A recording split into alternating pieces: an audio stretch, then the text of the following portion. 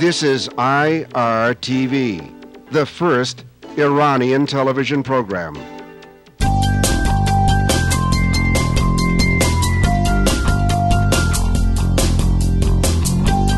Good evening from Los Angeles.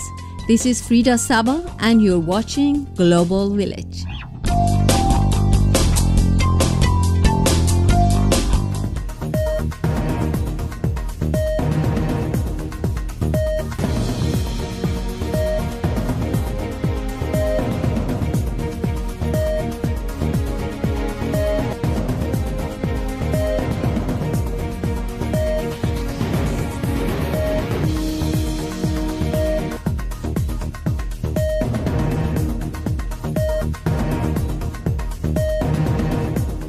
In this segment, we are going to meet Kia Hamedanchi, who is running for Congress District 45, and he will share with us why he is running and what are his plans for the districts he will hopefully represent.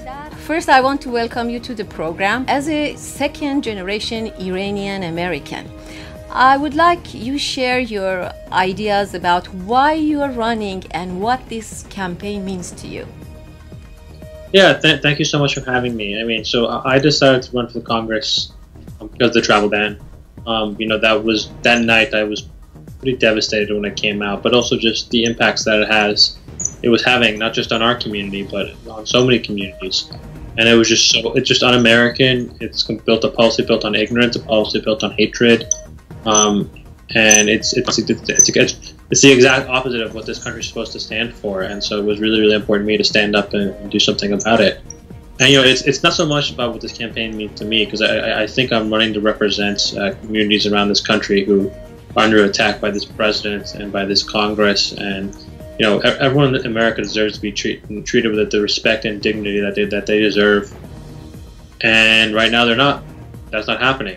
And there's a reason that my parents came to this country. There's a reason that people around the world dream of coming to this country. And it's not because of what Donald Trump stands for, not because Donald Trump represents. And that's really what this campaign is all about to me. Yes, I was going to ask you about your stance regarding Mr. Trump's critical and radical and extreme agenda. What do you think? Well, I think the Secretary of State handled it had a great say when he said he's a moron. And I don't think I could say it any better. Okay, you used the word moron. But apart from that, I learned that you have been working in the Capitol and working with Senator Braun, if I'm right. Yes. How was your experience? You know Washington well, so I think you're going to be very effective when you hopefully go to Washington. I had the opportunity to work for two really, really great senators who are really true public servants who really work each and every day to work for the people they represent, who I learned a lot from in terms of what it means to be a good member of Congress, how you are effectively for your constituents. And I know that I learned that you're not supposed to do it the way Mimi Walters does it. I know that you're not supposed to do it the way that Donald Trump does it, and that we need to protect everyone in this country, no matter who they are. And that's what I'll do when I get to Congress. And I think because of my experience, I'm going to know how to do that from the very first day I get there. The plans you're going to follow when hopefully you get to the House of Representatives. You have mentioned ACA, Muslim, travel ban, healthcare issue, and recently I would like to know your stance on gun control, which has created disaster recently in Las Vegas. Well, there are too many people in this country who have guns, and we see way too many gun shootings day after day after day, and it's time we do something about it. Las Vegas is just another in a long line. We need to know. No one in this country should be able to have an assault weapon. If you want to buy a gun in this country, you should have to have a background check. Had that shooter's name been Abdul or Muhammad or whatever, you would have seen every Republican in the world being like, we gotta ban every Muslim from coming to America ever. But because he was a white man, because he was not Muslim, you don't see them doing the same thing when it comes to guns. In fact, they say, oh no, there's nothing we should do about it. We should wait. We shouldn't do anything. We can't rush to judgment. And it's that kind of double standard which I think is a problem with our politics, because we absolutely need to do something about all the gun violence that we face. You are running against Mimi Walters. Why people should vote for you, Iranian Americans, your other future constituents? What makes me a really good candidate for Congress is separate from being Iranian American. I happen to be Iranian American, but I would still be a great candidate because of the experience I have of what it would take to actually represent the district. Mimi Walters is someone who does not live in the district. She is someone who has voted with Donald Trump 98% of the time. After when she promised that if you elected her, she would be holding him accountable and holding him in check, something she has refused to do. I think that she doesn't even live the district. She doesn't come back, that she doesn't have town halls. I heard so that she refuses to attend a forum in townhouse. She's very afraid because you know what? When you vote the way she does, Yes. and there's no defense for it, and there's no possible thing she could get up there and say that would explain any of it. And you know, so she runs and she hides, and she's going to face the consequences next year. Share with us a little bit about your background. Where have you been educated? You have been born and raised in Irvine, correct? I was born and raised in Irvine. I'm a very proud product of Irvine Public Schools. I was in the first class to go to Northwood all 4 years.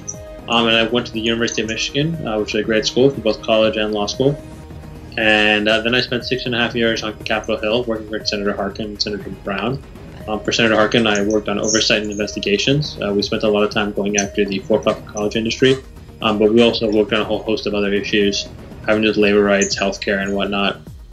And for Senator Brown, I was handled all the judiciary issues, which is the legal issues, and I also handled everything having to do with telecommunications and education.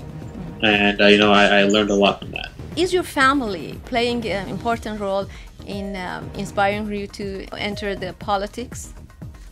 You know, I think my family has always played a very important role in my life. And you know, I remember the night of the travel ban, my mother called me and she asked me if she should sell her house and move to Canada because, you know, not the first time she's had a government, she's left the country because the government's changed. And to me, there was something fundamentally wrong with that. You know, I can remember my dad telling me that night that he had been advised by an immigration attorney that he shouldn't leave the country because he might not be able to get back in. And I think that was, you know, something that was illustrative of a lot of the confusion that was faced by this.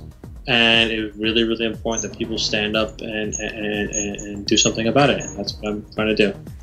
Well, you got my vote, and I hope our viewers and Iranian American voters vote for you. And thank you for your time. Wish to see you soon in House of Representatives. Merci. Thank you so much for the opportunity.